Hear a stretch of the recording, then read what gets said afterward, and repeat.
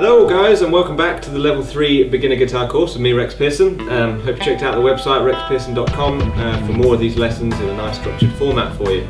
In this lesson we're going to be looking at capo playing and what it is, what it does, why we use it, and I'm going to show you how to use a capo. But if you're learning this to try and be a guitarist, I would try and learn your bar chords rather than relying on a capo, because you'll find it's an easy way out, and when you don't have a capo to hand you might not be able to play it. So why do we use a capo? It's pretty important. If you're a singer and you find that when you play a chord progression and you try and sing over it, you might find that you can't sing, you might be too high or you might be too low depending on the range of your voice. So you'll want to change the key of the song, you'll want to make it higher or lower on the guitar. Well, rather than filling your very easy open position chord progression with bar chords, you can simply take the capo, and as I'll show you in a minute, you can then slide it up different frets and make the range get higher and higher so that it can fit more naturally with your or whoever you're playing with's voice. The other thing is, if the song is in a strange key like E flat or A flat or B flat, you might find that the chords are all very difficult to play. They'll all be bar chords because the guitar is naturally geared towards the sort of C's, A's, G's, all the open position chords that we've learned. Once you start throwing in flats and sharp chords in there, you're then forced to have to play bar chords, and if you remember the dreaded F chord, which we've covered now, you'll know how much of a pain that is. So the other thing is, it can sound a little bit different if you use a bar, if you use a capo here. If you play it really high up, and I'll show you in a second, you'll find out that the guitar sounds a little bit different, a little bit more like a sort of ukulele or something like that. It's got a little bit of a different tone to it. So that's another reason why you might use it. So in order to use a capo properly, you're going to need to do a little bit of theory, and if you've followed my courses from the start so far, you'll know, hopefully, the musical alphabet, and it runs from A to G, and there's a couple of sharps and flats in between things, and you should remember that the two notes that don't have sharps or flats are between E and F and B and C. Now that's important because when you're playing your bar chords, you'll need to know what chord you're playing first, and then how many frets up the capo has made the chord. So if I was to play an open position chord progression like this,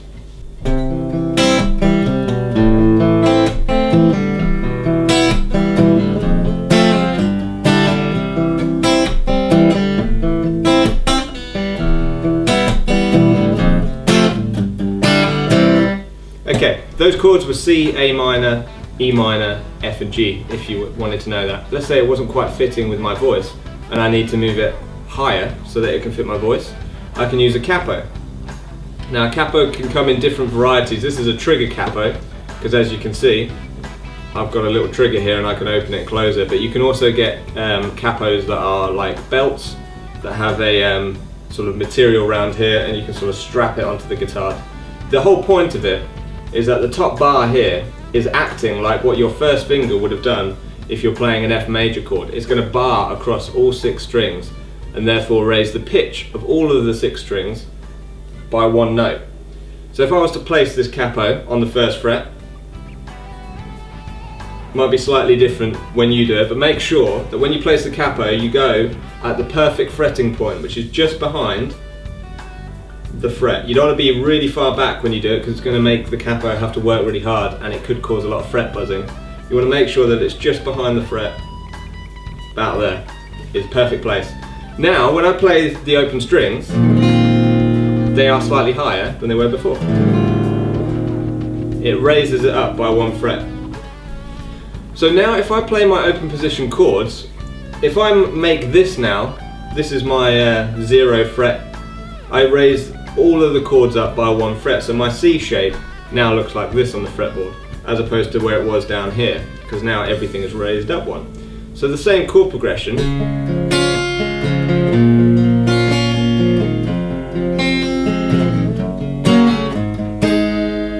that's the same chord progression, but it's now raised slightly higher. Now the theory behind this is very simple. The first chord we played was a C. If you raise it up by 1 fret, you're then going to make that note, that chord, one higher in the musical alphabet. So you should know that between C and D there's a sharp, so we've moved it one fret up. We're now playing a C sharp chord. Now the second chord I told you was an A minor chord, so that has been moved up as well. It's now no longer an A minor, it's an A sharp minor. The E minor, if you know your musical alphabet, there's no sharp between E and F, so when we raised it one fret, we're not playing an E, we're playing an F minor. And then the final chord was a G. We've now raised that one fret, so we're playing a G sharp. You really need to know your musical alphabet if you want to start using a capo.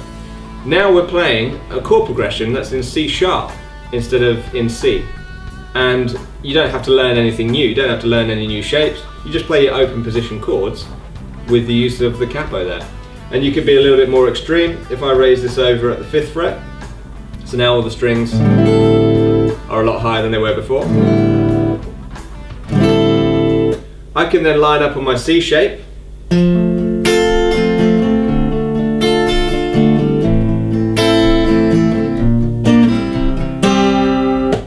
And I've now got a chord progression that has been moved up 5 frets.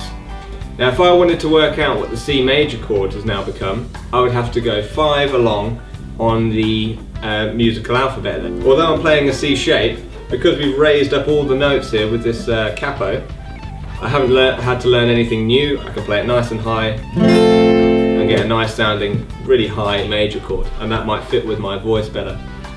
So there you can see how you can use a capo to not only allow you to play different chords a lot easier, but it can allow you to play in different keys very easily, and it can also help you, if you're playing with a singer, you can then fit their voice a little more naturally. If they're struggling to reach the notes or if it's too low for them, you can then find what will be the perfect range for whoever you're working with at the time.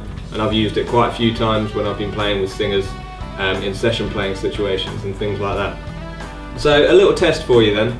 If I was to be playing a C shape and I move the capo to the 3rd fret here, I would like you guys to work out what chord it is that I'm now playing.